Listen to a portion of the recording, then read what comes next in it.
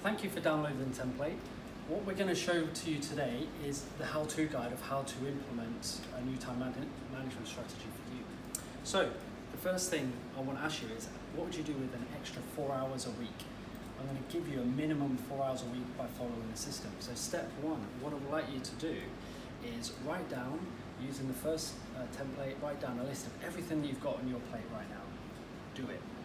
And then once you've done that, then we can prioritize the list from 1 to 100, because you probably have 100 things on your list. And it's really important to prioritize all of them to make sure you're doing the most important thing at the most appropriate time.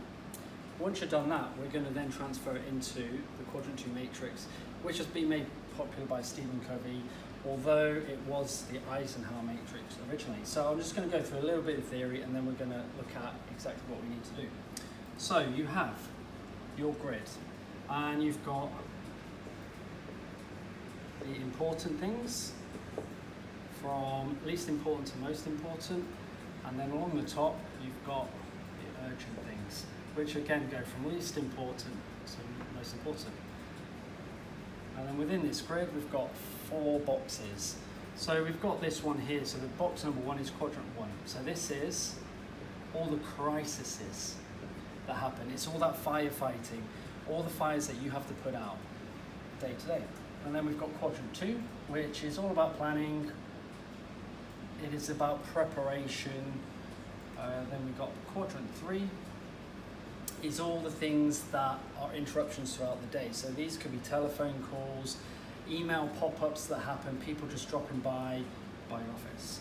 And then we've got quadrant 4, which are time wasters.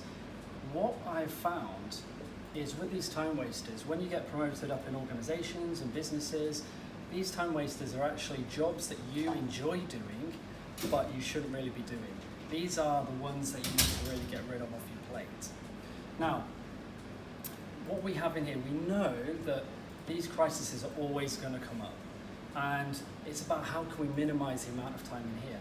We need to spend the majority of our time in quadrant 2, because we need to plan, prepare, and schedule all of our jobs that we need to do throughout the day to be successful.